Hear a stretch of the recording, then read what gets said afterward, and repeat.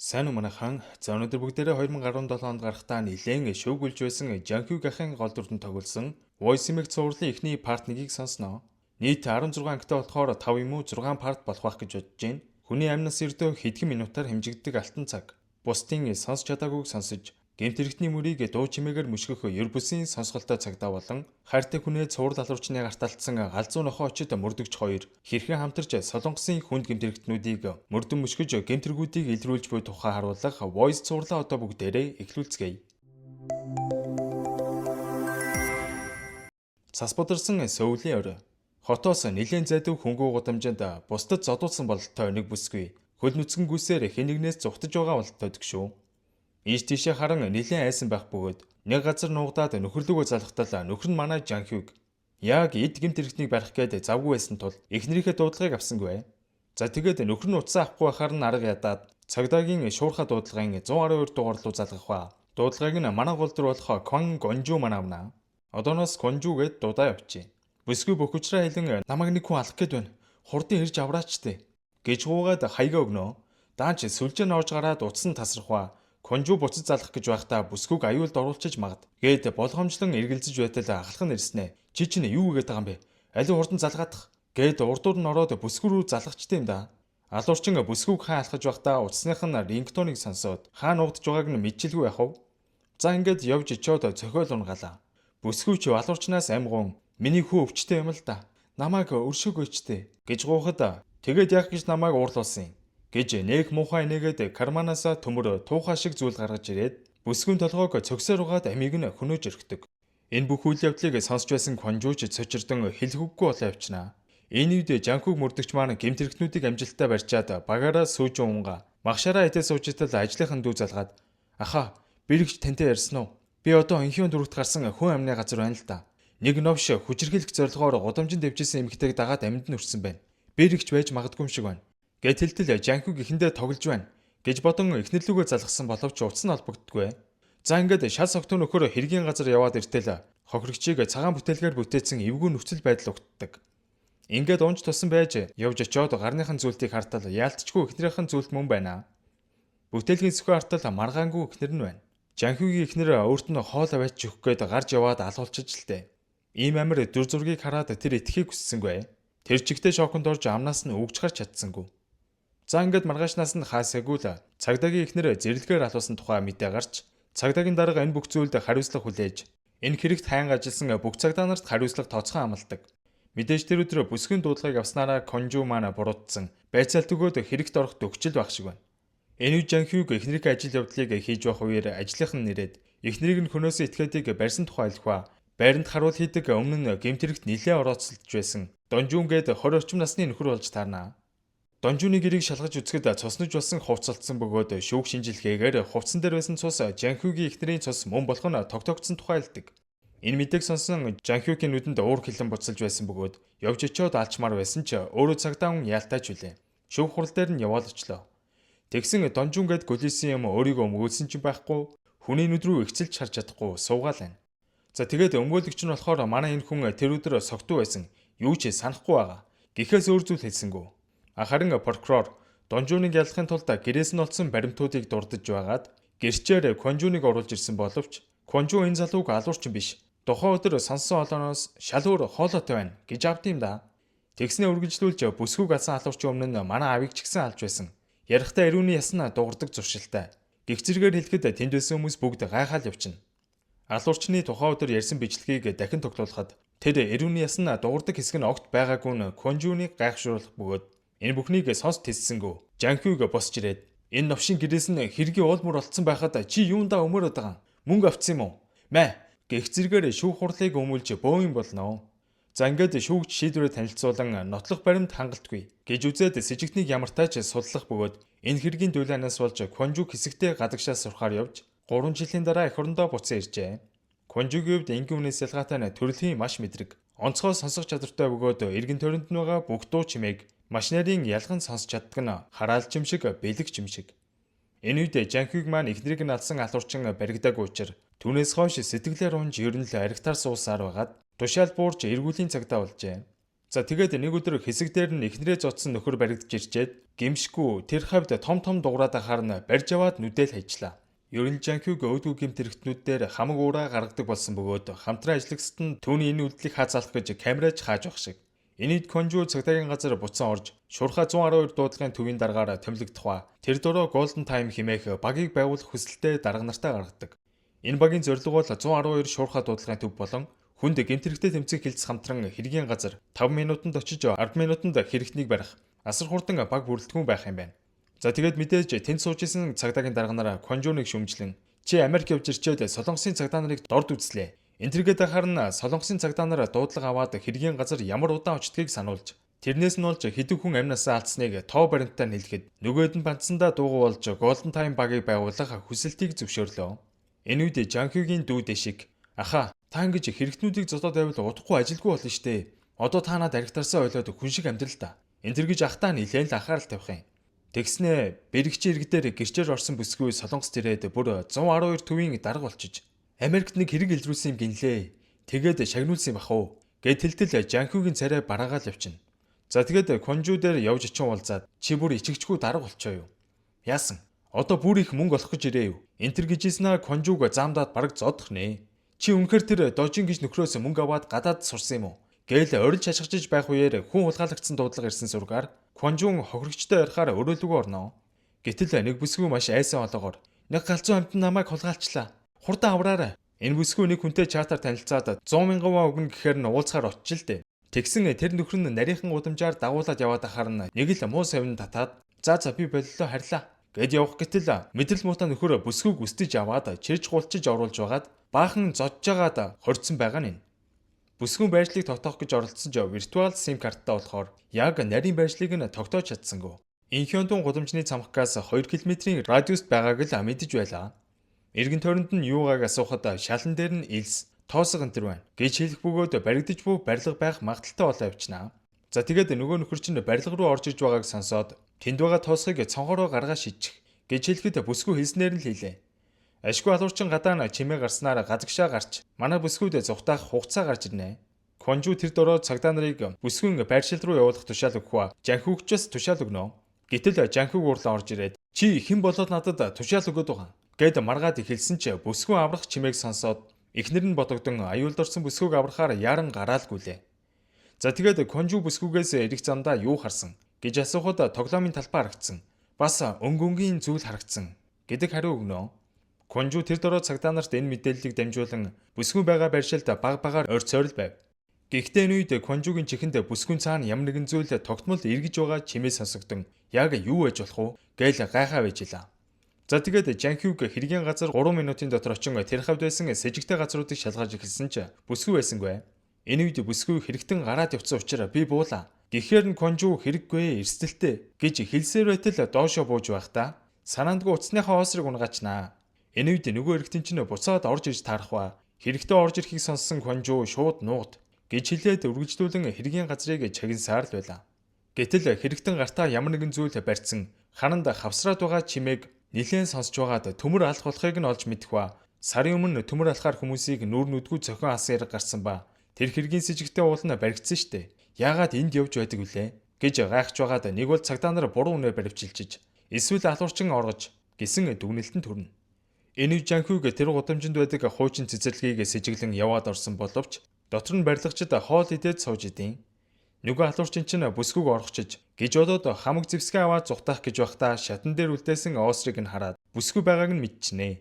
Ингээд хайсаар байгаад бүсгүйг олж аваад үснээс нь чирээд явж буй аимшигтай чимээ тэр даяар цуурайтан цагдаа нар шоконд ороод явчихна. Эргүүлийн цагдаа нар хохирогч алуулах гэж байгаа тухай сонсоод улам сандарч хаасаагүй аж ихэлсэн ч олж чадахгүй л байлаа. Ядж хахад хүндгийн дэрэгтэй тэмцэх хилцээний дараа хэйн орж ирээд олон юм яриа байжтал утсан дуграад сарын өмнө алхаар хүн алсан гэж баримтлагдсан хүн гин буруугүй нь тогтоогдсон тухай бол сонсох ба дарга нэнийг сонсоод бөөн уруулж одоо ишээ нэмэлт хүч явуул гэж мань нөхрийг загнана. Өнгөнгийн зүйл эргэлдэг чимээ юу юм болоо гэж нилээн тунгааж явах үед хэрэгтэн бүсгүй көнөөхөөр 9 жорын хутга шүүг заазуур гаргаж ирэн бэлдэж тавьж байгаа нь аимшигтай. Энэ үед аргаа баран тэр хавьд явж байсан Жанхюг руу Конжу холбогдож хэрэгтэн өсчний газар байна гэж хэлэхэд юу яриад байгаа юм бэ? Охин өгчүүл яах юм гэсэн чи надад итгэ. Гарцаагүй өсчний газрын шом байна. Тим газар байвал яваад ор гэж хэлэх үед хар хурдаараа тэр хавийн нарийн гудамжуудаар гүйж байгаад өсчний шонтой газар болж харна. Даанч орох гарцуудыг нь бүгдийг нь битүүл түгдсэн байсан болохоор хугацаа орохоор л байлаа. Дотор бүсгүй аймгүй орилж байсан алуурчин чи яаж өгмөр энтер гэжсэн алхаараа бүсгүйг цохих гэсэн ч бүсгүй сэргэлэнтэн болцснаар арай жалуулцсангүй. Гэтэл хэрэгтэн бүсгүйг хэд алгажжсэн дахиад алхаараа цохих гээд далаах үед ашгүй Жанхюг амжаа орж ирснээр хэрэгтэнтэй ноцолдож гарна. Ингээд хэрэгтэн вайн толгойг дүрж байгаад вайны ус улаан болтол зодж байгаад арай гэж бие барин хэрэгтний цүнх рүү артал баахан бүсгүйчүүдийн төрөвч түлхүүрийн осор гих мэт зүйлс байхыг хараад сарын өмнө баахан бүсгүйчүүдийн тархийг бяцалж алсан цуврал халуурчин энэ нөхөр гарцаагүй мөн байна гэсэн дүгнэлтэнд хүрэх ба ядж яхад эхнэрийнх нь алуусан төрх нүдэнд нь үзэгдээд болдгоо. За ингээд алуурчны алхааг нь барьж авснаа галзуу нохоо очоод Жанхюг маань ёстол галзуурж чам шиг амьд явж яадын гээд өвдгөө амьтны тархийг нь яг бяцлах гэж байхад нь Конжу түүнийг тавьшруулж хүн алж болохгүйг нь давтан хэлсний үчинд Жанхюг мань нөхрийг арай жалцсангүй. Хажуугийн пилтаг нь цохиол орхилоо. Удалгүй цагдаа нар ч орж ирэн хэрэгтнийг баривчилж бүсгүйг авран тусламж үзүүлж байх үед Жанхюг шалан дээр байсан бүсгүй утсыг авах үед Конжу үнэхээр тийм өрмөц сонсголтой юм байх та. Хэрвээ үнэхээр энэ үнэн бол 3 жилийн өмнө эхнэрийг нь алсан алуурчин өөрхөн юм байх та. Түүнийг барихад надад тусалж чадах болов уу гэсэн найдлага төрж байх шиг. За тэгээд ажил дээр ирээд дэшигтэй уулзсан. Тэр буланд өсчний шон байлаа гэж үтэй. Чи сонсч чадах уу гэж асуухад дэшиг гайхан. Та чинь юу яриад байгаа юм бэ хаа? Яаж сонсч чаддیں۔ гэж хэлэхэд тэгэнч гэж бодсон юм а гэж хэлээд гарнаа. Тэр бүсгүй нэрэл тийм далдын чадвартай юм байх та гэж нилээн гайхан эмнэлэгт очин хүүтэйгээ уулзах ба хүүн хөөрхий хавдартай болохоор байнга л эмнэлэгт байд юм байна. Аав нь цуврал халуурчныг барьсан гээд ааваараа бахархаад бүрсэв. Энэ үед мань хүнд хүний нөөцөөс дуудлага ирээд Дэшикийн хоёрыг Конжугийн Golden Time багт шилжүүлж байгаа тухай хэлнэ. За тэгээд Конжу маань цагдаагийн газрын залуухан хакер Есүн цаашид бүгдээрээ хакергээд дуудаа авчээ. Нилийн аштайч маш толгой сэрэг Юнсүн нарт санал тавин багтаа нэгтгэж байгаа харагдана. Галзуу нохоо очиж Жанхюг маань ажил дээр очиод миний зөвшөөрлгүй намайг шилжүүллээ. Энтергээд хэсгийнхаа дарагтай зодоо нүдэн хийнгээ шахаж барьцалдаж авч байгаа л харагдана. Гэтэл энэ үед 112 дугаарт яралтай дуудлага ирэх ба нэг бяцхан хүн шархтан тусламж гуйж байна. Хүү угаалгын машиндаа орон нуугдаад ярьж байгаа өгөөд жоохон хөхд болохоор хаягаасаа мэдгүй учраа эргэн тойрон чинь юу харагдаж байна. Гэхэд тоосхон улаан байшингууд байна гэж хэлнэ. За тэгээд нөгөө хакер маань дуудлага ирсэн ойр орчмыг нэгтэлж байгаад булим дууны дабуу хотхонд байна гэсэн байшлыг нь хэлж өгснөөр цагдаа нар тийшээ яравчилдаг.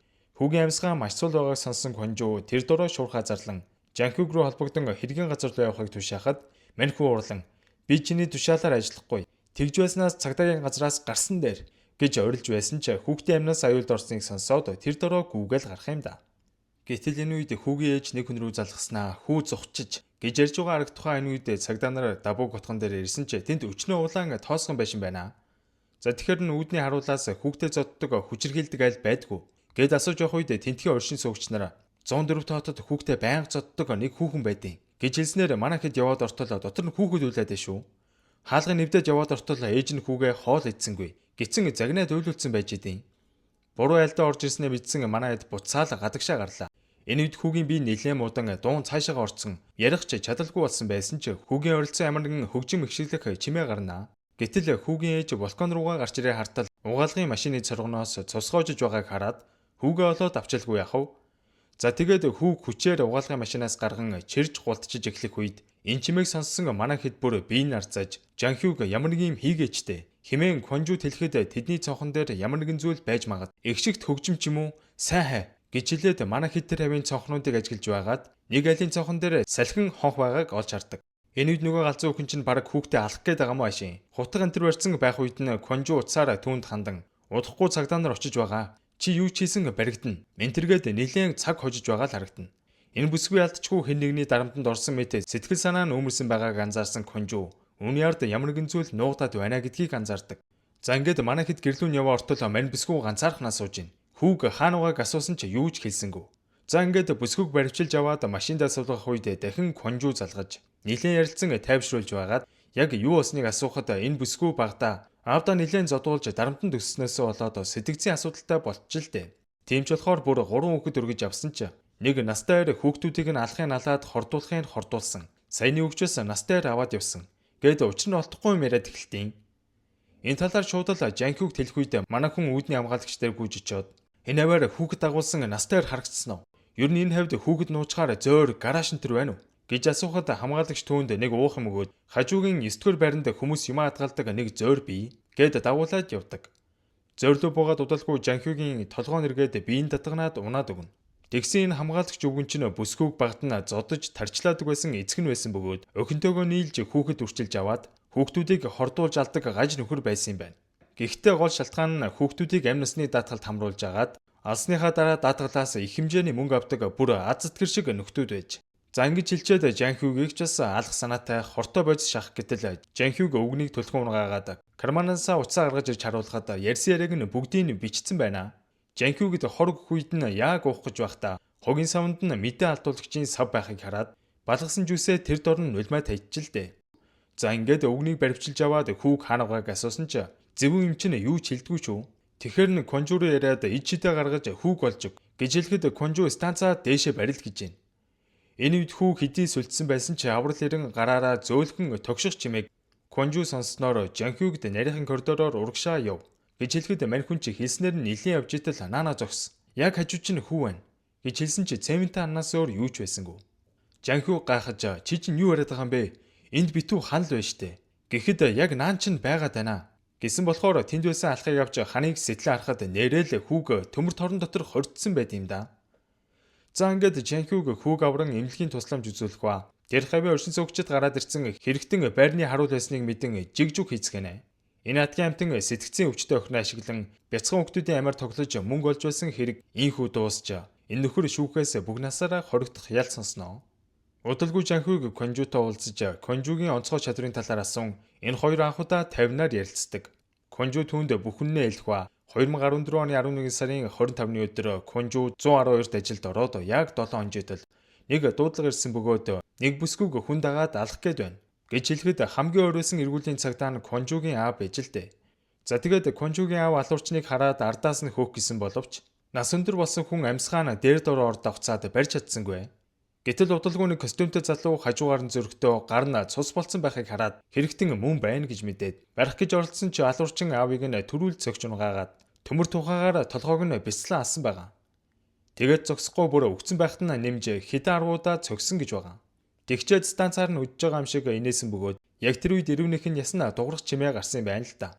Яг л Жанхюгийн ихнэрийг алсан алуурчин шиг. Тийм болохоор конжу аавыг нь алсан алуурчин Жанхюгийн ихнэрийг алсан алуурчин яг нэг хүн байна гэж итгэж байгаагаа хэлээд Жанхюгийн талигаа чихтний шүүх хурал дээр байсан сэжигтний хоолой шаал өөрөөсөн гэдгийг хэлдэг.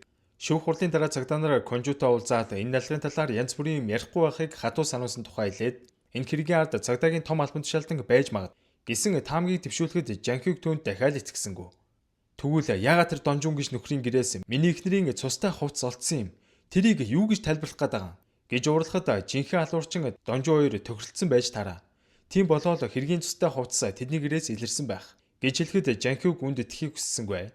Манай хоёрын дунд хөөрхөн маргаан өрнөөл авлаа. Гэтэл чөтгөрийг дурсахаар гэдэг шиг станц дуурж Донжун толгоогоо бяцлуулж амиа алдсан байна. Гэсэн дуудлага ирэхэд манай хоёр бүр цочирдоол явчихна. Хэдэн залуус зодоонуудын яриад архиугаа сууж итэл яг хажууд нь нэг хүн шидэгдээд унаад ирнэ. Энэ шидэгдэг нөхөр бол Жанхюгийн эхнэрийн эрэг цэжиглэгдэж байсан Чо Донжун. Цагдаа нар хэргийн газар ирээд шалгахад карманд нь гэрээслэл нойрны юм гих мэт зүйлс байх бөгөөд урьдчилсан байдлаар амиа оролт гисэн л дүгнэж байна. Энэ үед манай хоёрч машинтайгаар ирж таарах ба Жанхюг Донжуны цогцыг үзэх гэсэн чинь нөгөөд нь оруулахгүй энтергээд бас бөө маргаан болно. Жанхюг Донжуныг хайж 3 жил болсон боловч энэ нөхөр олдохгүй байсан шалтгаан гэвэл шүүх хурлын дараа шууд л Филиппин рүү зүхтаа явчихлээ. За ингээд конжу маань даргийнхаа албан тушаалаараа төрөө яриад хэргийн газар руу Жанхюгийг дагуулаад орлоо. Яалтчгүй харахад хөл энтрийн зүсэгдсэн хэн нэгэнд яргалуулсан улмар харагдах бөгөөд хүнд алуулж уу эсвэл нэрээ амиа орлож уу шүүх шинжилгээний дүгнэлтийг хүлээх л үлдлээ. Жанхюг маань эндээс гарангуутаа л уудаг газараа очиод дэшигтэй хамт угаал эхлэв. Аргачгүй дээ тэгээд эхнэрийг нь хүнөөсөн байж болох цорын ганц сэжигтэн амгадгүй конжугийн хэлсэн үнэн бол жинхэнэ алуурчныг мэдж байгаа цорын ганц нөхөр нь ингээд өгчгээр хоолны газрын ихч хүртэл Жанхюг санаа зовон минийхүү чи одоо өдөр алгасахгүй ирж уух юм. Наад мөнгө төгрөг чинь яах вэ гэхэд бие бодолтой гэж санаа зовсон байдалтай хэлэхэд Жанхюг тоож байгаа ч юм уу бөө мэд. За ингээд Донжуны цогцсонд задлан шинжилгээ хийсэн дүгнэлтэд танилцах ба Донжуныг хүн алсан нь тодорхой болно. Толгоор нь хүчтэй зэвсгээр хэд удаа цогсон. Бас хөлрөөнч мөн өчнөө цогсон ба талигаач зугтахыг оролдож хагарсан шилэндээгүүр гүйж зулгарсан шинж тэмдэг хүртэл олддог. Алсан үн ялтчгүй Жанхюгийн эхнэр конжугийн аавыг алсан цуутай алуурчин гэдэг нь тодорхой болно. Part 1 дээр Golden Time багт шинээр нэгдсэн Юнжугэд бүсгүйг санаж байгаа үстэй. Юнжугийн дүү Юмбиол гэх охин эгч рүүгээ залгаад "Эгчээ, их дэлгүүрийн машины зогсоол нэг үнэтэй цүнх байна. Би авчих уу?" Гэхэд Юнжу дургуутсаж хүний юмыг битгий оролт. Гэсэн ч өнөөх нь цүнхийг оролдож итэл нэг нөхөр хулгаалаад аваад өвчин. Юнжу тэр дороо сандарч Golden Time баг руугаа тэр дороо залгаж дүүн хулгаалагдсан тухай хэлнэ. За тэгээд тэр дороо шуурхаа зарлаж Юмбиол хулгаалагдсан тухай мэдээг цагдаа нар авч Жанкюг дэшиг хоёр манчаас кофе гоож 50 ууж амжилгүй гараалгүйлээ. Охиныг машины багажинд хүлээ хийцэн байсан ч ашгүй утсан байна. Цагдаагаас Юмбиолын утас руу залгахад яаж хийж байгаа дуудлагыг аваатглаа. Ингэснээр хакер маань хэдхэн секундэд л охины байршлыг тогтоох ба Роди урдны замыг чиглэн явж байгаа нь тодорхой болсноор тэр авийн цагдаа нар бүгд л тэр зүг рүү давхилддаг. Конжуидийн гадуур явж байсан ч бүсгэн утастай шууд холбогдсон. Тухайн орчныг нь сонсоод охиныг хулгайлсан машин том оврын машин биш, дунд оврын жип, эсвэл жижиг тэрэг байна гэсэн мэдээллийг Жанкюг дүгнөө. Замд нь байсан машинуудын дугаарыг төв рүү ил шалгуулсан боловч сэжигтэй нөхөр байсангүй. За яг аль нь юм болоо? Гэвэжтэл нэг пикап жип нэлээд урттай явж байгаа нь сэжигтэй санагддаг. Тээш рүү сайн хартал тээшинд нь хүн хөдлөөд шүү. За энэ яг мөн байна. Гэд Майкасан пикап машиныг зогсохыг шаардахад зогсож шүү.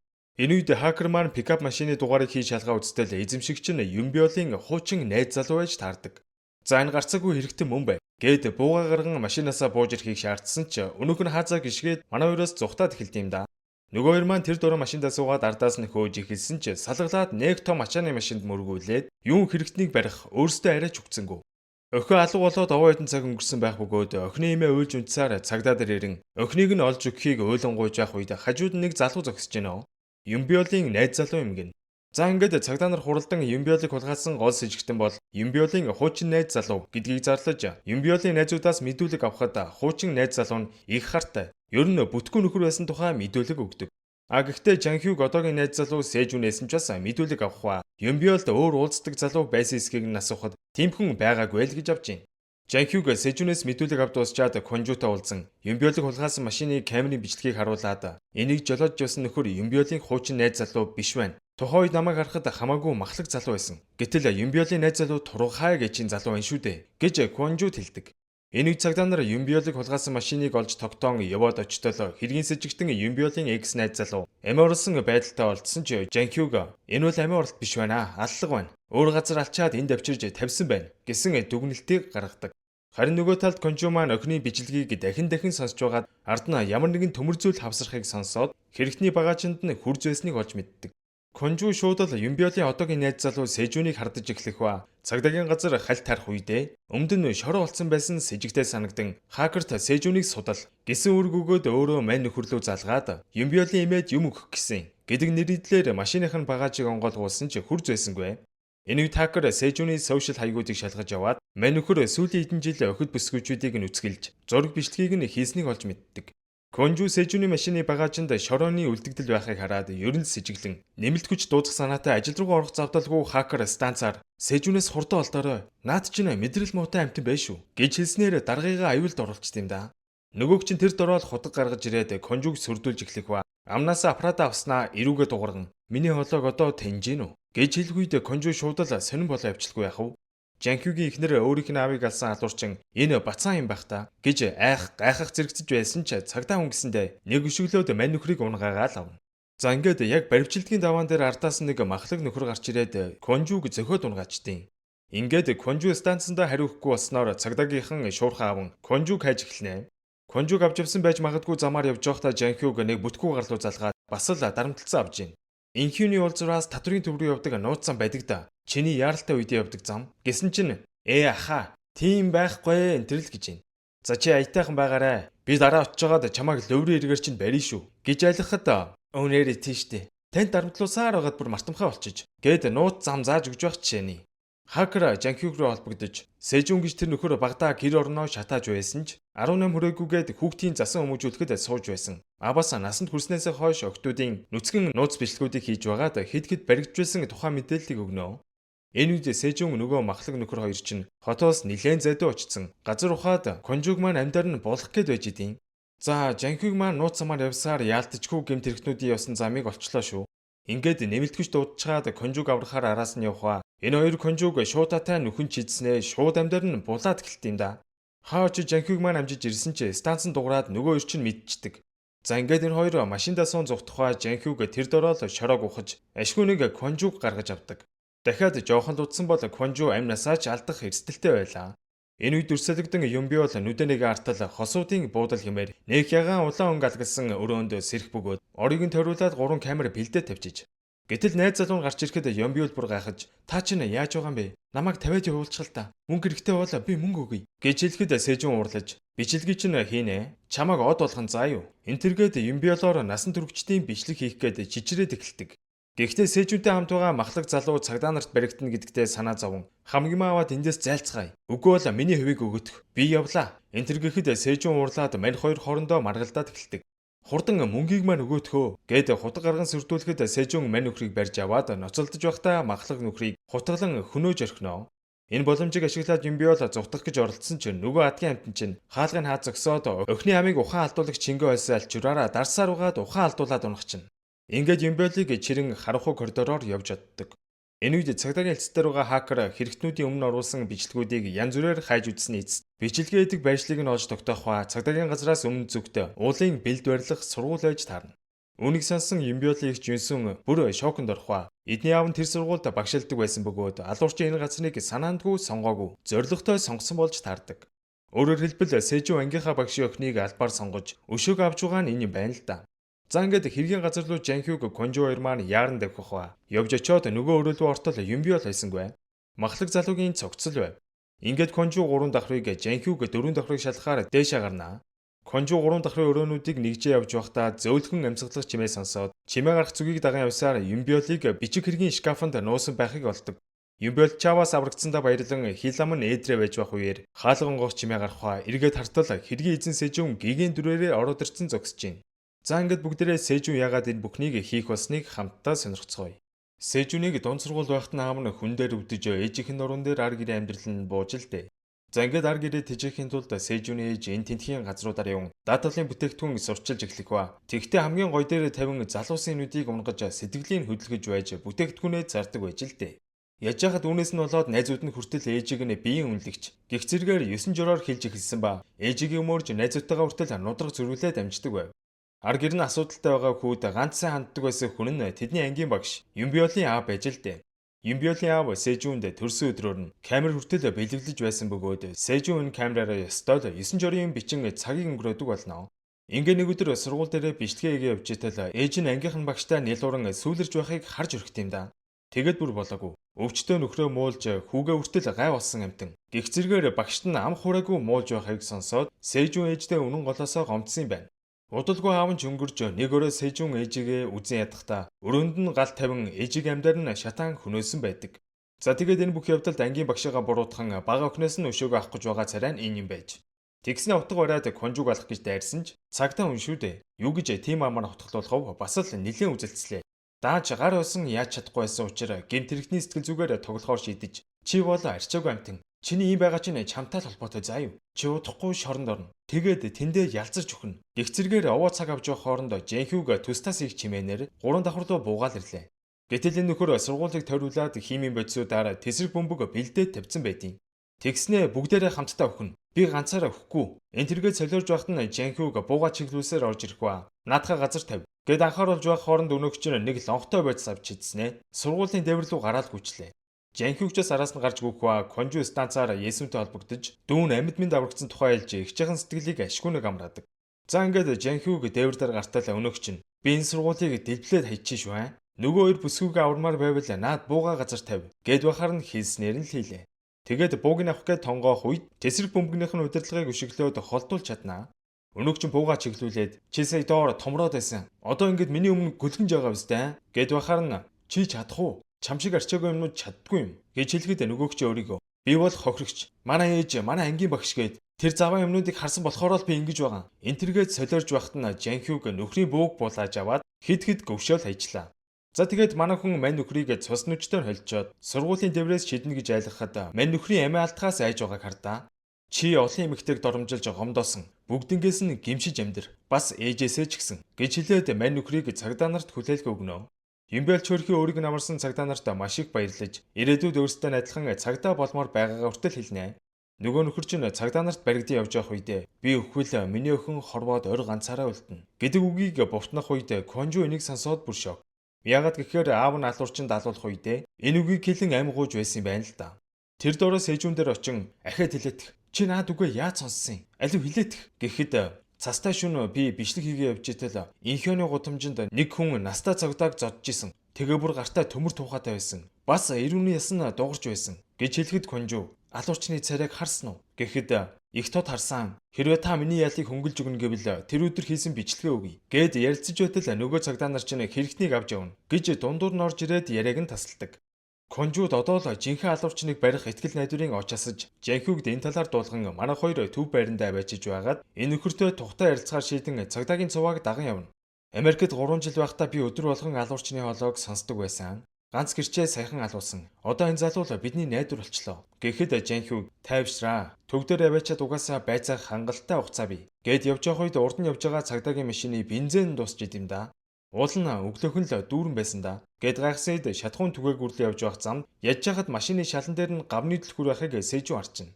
За тэгэнгуутаа нөхөр зайл гаргаж гид сүвдэд байна. Энтергээд бахаар нь шатхуун түгээг үр дээр зогсож бензинээ авч явах үедээ гомөрдөгч Сэжүүнийг дагуулад 0 ордог. Манай хоёр шатхуун түгээгүүрийн хажууд зогсоод Жанхюг нөгөө хэдийгээ загнаал эхэлнэ. Та нар чи яасан хайшаа юм бэ? Машиныхаа бензинийг дүүргэчихгүй. Гэхэд нөгөөдөл нь өглөө уулан дүүргэсэн байсан юм уу? Бензин ингэж хидэд байгаа юм байлгүй гэж хэлэх бөгөөд нөгөө талд гоо мөрдөгч утсаар ярих гээд мань нөхрийг 0 дүлдээгээд гараад явах үед Сэжүүн нөгөө түлхүүрээрээ гаваа судлаж байтал нэг костюмтай нөхөр цонхоор орж ирснэ. Мань Сэжүүнийг хоолоогоор нь боомлон хөнөөж эхлэх ба бодвол алгыг харсан сэжигтэн болохоор амийг нь хааж байгаа мó да янз. Энэд Конжу Сэжүүний хоолоо боомлогдож буй чимээг сонсоод нойлын өрөөн дээр хаалхайг нь татсан ч байдгүй. Энэд костюмтай нөхөр Сэжүүний дээрээс бензин асгаж яснаа. Амьдаар нь шатаагаа тайчин. Манай таалхайг нь онгоолгох гэж үзсэн ч онгоодгүй. Тэгээ бүр дотроос нь утаас сунаг над эхэллээ. Арай гэж онгоолгоо ортол Сэжүүн бараг шатаад дуусч байдаг шүү. За ингээд манай хоёрт алуурчныг зааж өгөх гэж байсан гол гэрч маань инхүү амнасаа алдснаар арай гэж хэргийн захаас мушгаал алдлаа да. Конжу шууд л гэмтэрэгтэй тэмцэх хэлцээхэн дуурлаж ганц хэрэгтэн аятайхан харж чадахгүй алуулчлаа. Гэж бухимдахад хүнд гэмтэрэгтэй тэмцэх хэлцээний ахлах тэм мөрдөгч. Наад чинь амиа урлалт байна. Юу аллах? Битгий димээрэд бай. Гэд тэнд хэрүүл уруул гарахаа шахлаа. Конжу Жанхюг тандаж Сэжүүнийг сая яалтчгүй алчлаа. Ганц гэрчийн амийг хааж байгаа л тоо. Эдний машины бензиний авахлахыг нь цоолцсон байна. Тэгснээ тэр гавны түлхүүртэй байна гэдэг байж болзошгүй зүйл. Чи бодоод үзэлтэй. Яалтчгүй зохион байгуулалттай байна. Цагдаа нар дунд урагч байна гэж хэлэхэд Жанхюг хэлэгч үггүй боллоо өрхий. Нэрэл эргцүүлээ бодоход Конжугийн хэлсэн ортой бололтой. Өдөр тэм мөрдөгчийн гар ямар нэгэн зүйлд зүсүүлээд цус болцсон байхыг гинт санаад тэг ер нь л сэжиглээд эхэлдэг. Манай хоёр тэр явыг харсан ч яг тэр барилгад камер байсангүй. Гэхдээ хажуугийнх нь байшингийн цонхны тусгаалд алуурчин гарсан байх магадaltaй байсан учраас камерыг нь шүүж үзээд алуурчны дүрсийг ямар тааж олоодглоо. Энэ үе Жанхюг энэ алуурчин өсгийгөө төрүүл тавьж байгаа нь Ахилийн шүрмсөө тасдуулсан хүн ингэж гიშгдэг. Гээд нэлээд чухал зүйлийг анзаараад тахлаа шүү. За тэгээд энэ бүх хэрэгт цагдаа нар холбоотой нь ойлгомжтой болохоор энэ бичлэгийг бусдаа үзүүлэхгүй байхаар шийдэн өөрсдөө энергийн ардаас явж эхэлнэ. Нэрэл Жанхюгийн хардсан үнэн бололтой. Тэмөрдөгч ийш тийш гөлцөн харж байгаад нэг хүнтэй уцаар ярих бөгөөд амсандаа хүрээрээ дахиж битгий над руу залгаарай гэд нэг учир битүүлэг юм яриад идэв. За ингээд энэ тэдхийн бааз сав таньж мэддэг этгээд үзээсээ асууж сургалсны эцэс өсгийгөө төрүүлж тавин сонио алхахдаг нөхөр фантазиа хэмээх нэлээд баячуудын ордог бааранд үе ордгийг олж мэднэ. Ингээд тэр газар нь явж очиод менежер бүсгүйг нь хар тамхины эргээр нь шантаажилж байгаад алуурчны талаар асуухад GDP гэдэг компани хүн гиснээс өөр мэдх юм алгаал гэж хэлдэг. GDP нь Солонгостой нэлээд том барилгын компани бөгөөд манай үеч бүр нэлээд том юмтай орооцолтлоо шүү. Гэтэл дүрслэгдэн Сэжүүнийг алсан костюмтэй алуурчны утсанд манай хоёрын зурагтай мэдээлэл ирсэн байх бөгөөд Golden Time багийн хоёр цагдаа та нарыг хайгаад байна гэсэн мэдээлэл хүлээж авлаа. Конжу маань ажил дээр ирсэн энэ бүх хэргийн ард юу нугатаад байна гэд бодоо хажитал хутга шүгний хэрэг гарсан дуудлага орж ирдэг. Байрны настай эмээг нэг залуу хутгаар сүрдүүлээд байна. Гэсэн дуудлагыг байрны оршин суугч бүсгүй өгөх ба нөгөө залуу ч би байрнаасаа нүүхгүй. Та яаж намайг дарамтлсан би энэ байрнаасаа гарахгүй. Энтергээд бүр бөө юм болж гинөө. За тэгээд хэргийн газар Жанхюг Дэшиг хоёр яваа очтол дөргийн цагдаа нар айл хэдий очсон. Төвөөс ирсэн цагдаа нар таад буцсан ч болно. Манай энд угаасаа л юм болдیں۔ Бид нар өөрсдөө зохицуулчих гэж авч гинэ. Манай хоёр юугээл ингэ буцаад хөв хэрэг гарсан байр руу яваа ортол хэрэгтэн хутгаа далаацсан. Намайг 50 амьдруул би эндээс чинь хизээш нөхгүй дээ. Энтэр гэж орилж байх зуур Жанхюг гэрлүүн эвтэйхэн нэвтэрч чаднаа. Энэ бүхнийг сонсч байсан Конжу хэрэгтний хоолой нэлээд айсан янзтай байна. Настанг алах зорилготой бол хоолой нь их төрөмгүй байх ёстой. Ямар нэгэн учир шалтгаан байгаа бах. Маш сайн анхаарал хандуулаарай гэж сануулдаг. За нөгөө утгатай этгээд чинь эмээгийн жижиг өрөөлөө дайрж ороод та намайг барьнасаа хөмөргөөл мөнгө өгөх гээд хамаг юмыг ухаж төнгөөд эхэлдэг.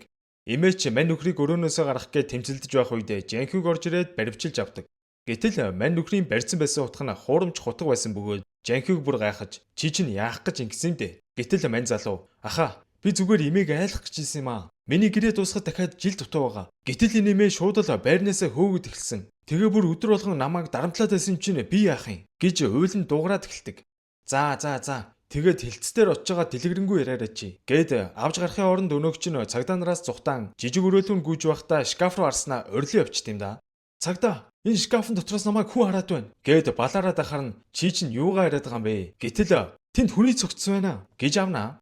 Тэгэхэр нь шкафыг нэг артал нэрэл хүний цогц сунаад ирэх ба энэ үед эмээгийн царай барааж байгаагаас харахад энэ эмээ ямар нэгэн зүйл нуугаад байгаа нь ойлгомжтой.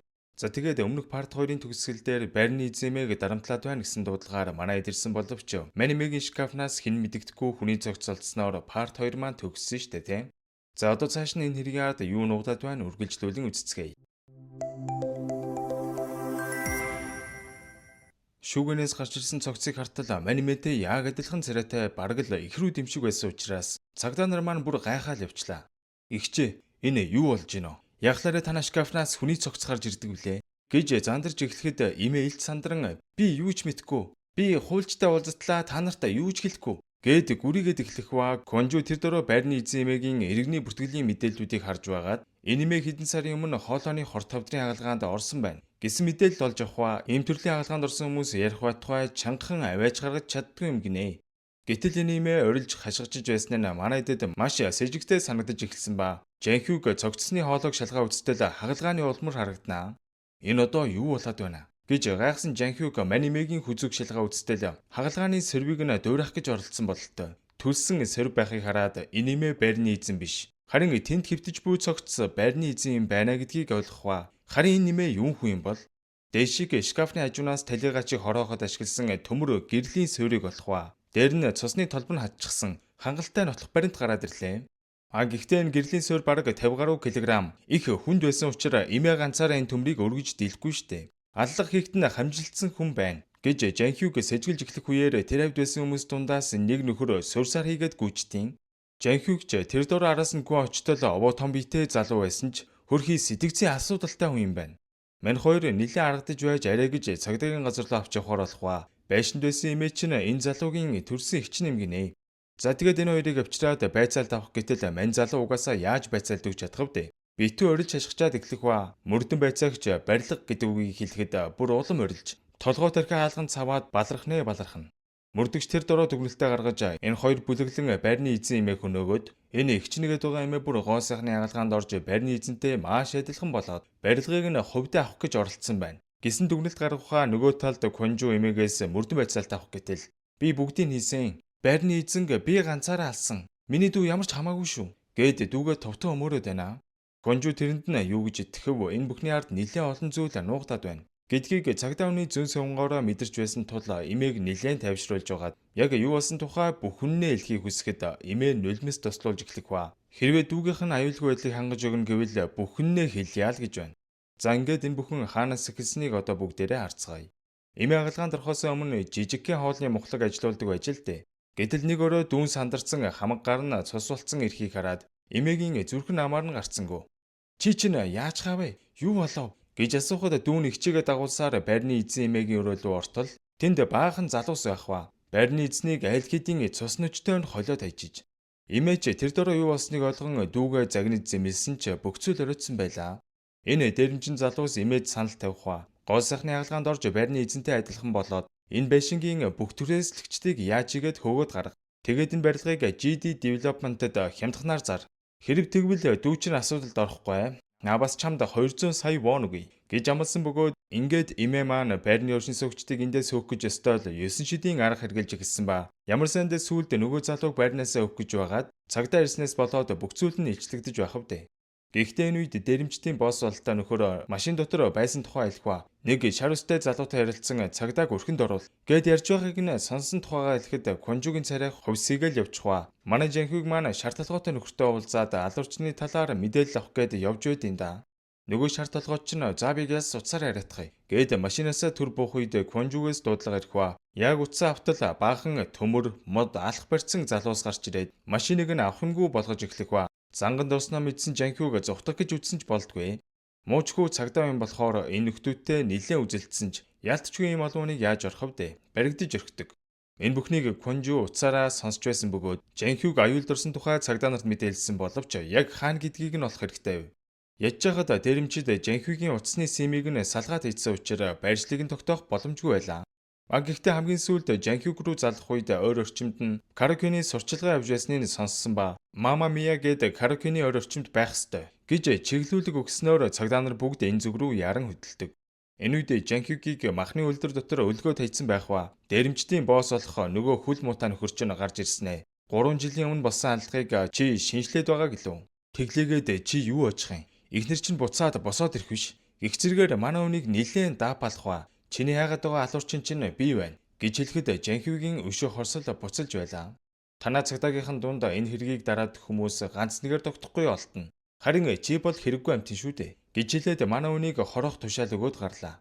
Шууд нүдэн дээрээ алдсан нь тэр байдгүй юм бах та. За ингээд хоёр гүлээсийн манай үнийг алах гэж оролцсон ч тийм амар юм гэж юу ахав? Энд чинь галзуу нохоо очтой хүн шүү дээ. Хоёр дуракийг тэр дорн нам зөхөж унгаагаад гинжнээсээ эвтэйхэн мултран дээрэмчдийн араас нь очиж ёстол Ким Духан шиг дунд нь эргэлдэж байлаа. Ингээд хөл муутай нөхөр дээр очин нилээн алдсаж байгаад гарыг нь хийтгэд хутгалан эд алдсаж байтал гаднаас цагдаа нар орж ирээд дээрэмчдийг нэг нэгээр нь баривчилж эхэлсэн ч хөл муут эндээс зугтаж амждаг. За ингээд энэ хөл муутай нөхрийн мэдээллийг олж тогтоох ба нам сантай гэд өмнө нь хэрэг төвөгт холбогдож байсан бүтэхгүй нөхөр байд юм да. Цагдаагаас энэ нөхрийг эрен сурвалжилж буй тухайн мэдээг олон нийтэд тарааснаас болоод мань нөхөр хэсэгтэй л олонний нүдээс нуугдах хэрэгтэй боллоо. Тэгснээ энэ нөхөр яг энэ бүх хэргийн ард байгаа эзэн рүүгээ залгаж цагдааг алдснаа хэлэн бас дахин төлөвлөлтийн барилгыг ч мөн авч чадсангүй гэд үннээ хэлж байгаа л харагдана.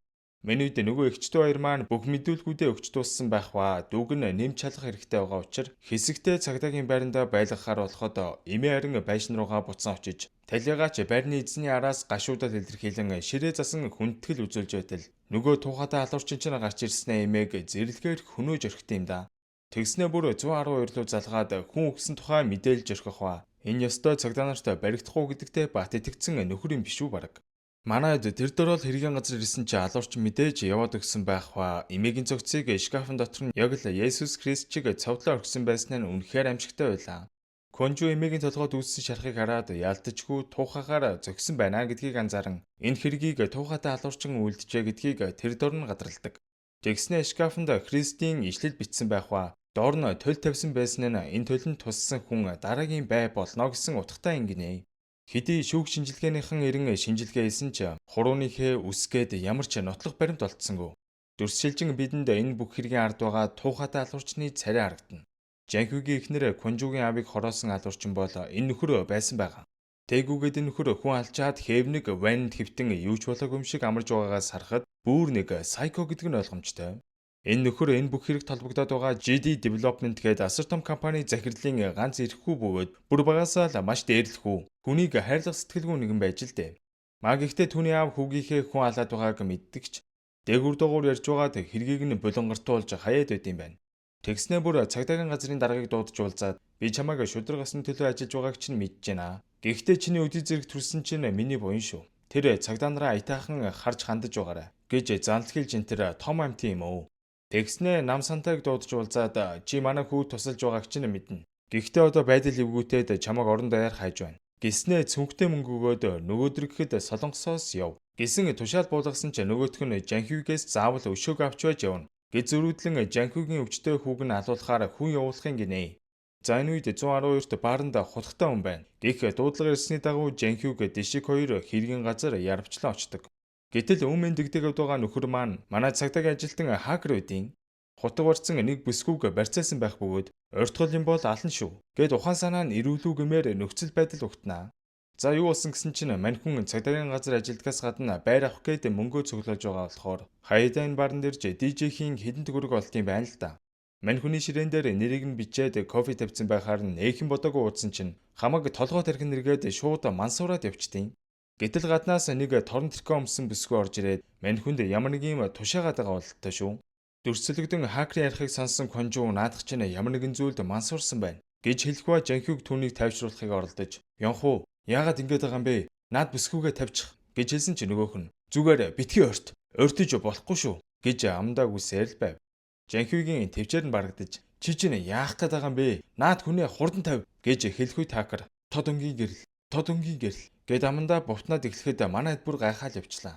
"Энд чи одоо юу яриад байна?" гэж Жанхюг дотроо бодж байх үед Есүс энийг нь сонсоод мань хүн товчсон үгийг ашиглаж ярьдгийг нь санаад "Тод өнгийн гэрэл, Тэөгэ" гэж юу гэж байгаа юм бол гэхэд Кванжу ихээр гайхаж "Тэөгэ гэдэг чинь манай цагдаа нарын заримдаа ашигладаг давсны хүчлийг нэрлэж байгаа юм" гэж хэлээд бааранда давсны хүчил байх шиг байна. Анхааралтай байгаарай гэж Жанхюг сануулах ба үнийг сонсон Жанхюг баарны эргэн тойрныг хартал таацны гэрэлтүүлгүүдийн шонгууд дээр баахан хүчил өрөө тавьдсан байд юм да. Юу болоод байгааг гадарсан Жанхюг мань хакертай ярилцсан цаг авч байх хоорондоо дэшиг хэргийн эснийг барихаар тэнд байх хүмүүсийг ажиглаж байтал Техниард нэг бүсгүй удирдлага барьсан сууж ийн. Энэ яг хэргийн эзэн байна гэж бодон Жанхюг "Аха, хэрэгтнийг харчлаа. Техниард байна" гэд ярьж байх үед мань бүсгүй тэр дороо давсны өвчлийг унгаж эхлэх үед ашгүй Жанхюг хүмүүст энэ талаар анхааруулснаар хэн ч бэртэж гэмтсэнгүй. За ингээд хэрэгтэн бүсгүй хумгүй гаран зүхтах ба манай хийж барихаар араас нь гараалгүй лээ. Хурдтай гүйж байгаа бүсгүйг Жанхюг тэгээд унгатал бүсгийн үсэн салаа унчт юм да. Гэтэл хиймэл үс зүүсэн эрэгтэй хүн байхыг хараад манай хоёр бүр гайхаад явчихна. За ингээд мань өхрийг баривчилж аваад хэсэг рүүгээ аваад явах ба хакер маань човоо тарих толгойн сэргэж юу болсон талаар мэдүүлэг өгдөг. Түрүү жилийн авраас хойш намайг Love 8080 гээд бүсгүй дагаад байгаа. Өгтүүд комент бичгээр тэднэр дээр муухай юм бичнэ. Бас миний зургийг порно зурагтай эвлүүлсэн байсан. Нэг удаа би цааны бааз дээр стори хийсэн чинь манай найз залууг сайн харж хандаж байгаарай гэсэн байсан. Тэгээд өнөөрөө намайг DJ хийнэ гэж мэдсэн юм уу яасын? Таны үс үнэхээр гоё харагдаж байна. Өөр охид руу харуул алж орхино шүү гэж комент үлдээсэн байсан. Би 0 бицсад байж итэл эмэгтэй хүний хувцастай эрэгтэй хүн орж ирээд надад хутаг тулгаад намайг Love 8080 явууллаа. Түүний эснэр ихгүй бол хүмүүстээр хүчил цацна гэж занал хийсэн гэж авд юм да. За тэгээд тэр Love 8080-ыг 40 гаруй насны бүсгүй гэж бодож байгаагаа хэлэх ба зургаа явуулахдаа дандаа шүхэртэй эсвэл нүрээ алхалсан байдалтай явуулд юм байна. Энэ бол яах аргагүй донтой сэтгцийн өвчтэй хүүхэн байгаа гэж бодож байгаагаа хэлдэг. За ингээд Жанхюг нөгөө баригдаг нөхөр дээр орон "Чи Love 8080 мөн биз дээ? Алив үннээ л" гэхэд "Үгүй ахаа. Би зүгээр л тэр эмэгтэй хийгээснийг хийсэн штеп. Би өшөө авалтын групп гээд сайтан дээр танилцсан. Тэгээд түрүүний залууг айлгаад өгөөч. 3 сая вон өгье гэхээр нь л хийснээр нь хийсэн. Намайг уучлаарай" гэд эхэлдэг байгаа. За тэгэд бүр тэр эмэгтэйтэй бичсэн чатнуудаа харуулсан учраас энэ хэргийн ард нэрэл нүүрээ нуусан 40 гаруй насны галзуу бүсгүй байж магад гэж бодон энэ нөхрийг хэсэгтээ сууллаад ажиглалт хийхээр болдог. За ингээд энэ нөхөр мэдүүлгийн өрөөнөөс гарснаа хакер дээр очиж уулзаад "Та намайг уучлаарай. Би ёстой таны өмнө буруутай." Энэ төр гэхэд хакер ч нэг гэх юм бодсонгүй. "За яг вэ зүгээр чи ч бас тэр галзуу өхний хохирчүү дээ. Дахиж мөнгөний төлөө битгий юм тэнэг юм хийгээрэй." Энэ төр гэж зөвлөгөө өгч जैन. Тэгсэн мань нөхөр "Та ёстой царайлаг юм аа." Энэ төргээд бүр айлгүйтэд байдаг шүү. Энэ үед гаднаас Есүс орж ирээд хоёулаа ярилцах хэрэгтэй байна. Гэхэд мань хүн дуртай дургүй өрөөнөөс нь гарлаа. Есүс хөөрхий хакерт хоол авчгаад ирсэн нь энэ байж л дээ. Гэтэл саяны гөлийсэн дурак манай хоёрын ярилцахыг хараад байж байгаа нь амир.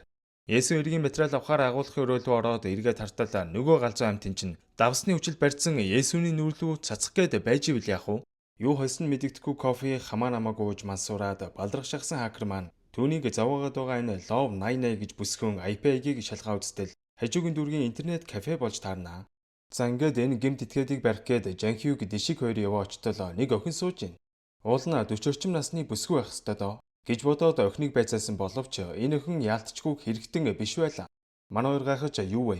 Энд байгаа хүн чинь зүгээр л 10 жилийн сурагч байх шүү дээ" гэж төв рүүгээ мэдээлэхэд конжууч мөн гайхаж хакер руу залгаад "Чиний өгсөн IP адрес дээр очиж үзтэл гэмт хэрэгтэй алга байна. Чи айгийг нь яг зөв тогтоосон уу?" гэж лавлаа асуух үед хакер өөрөө ч нэлээд гайхаж Love 8080 өөрийнхөө айгийг маш сайн нууцлсан байсныг олж мэдэх ба хаяг нь утас засварын газар дээр гараад ирд юм да.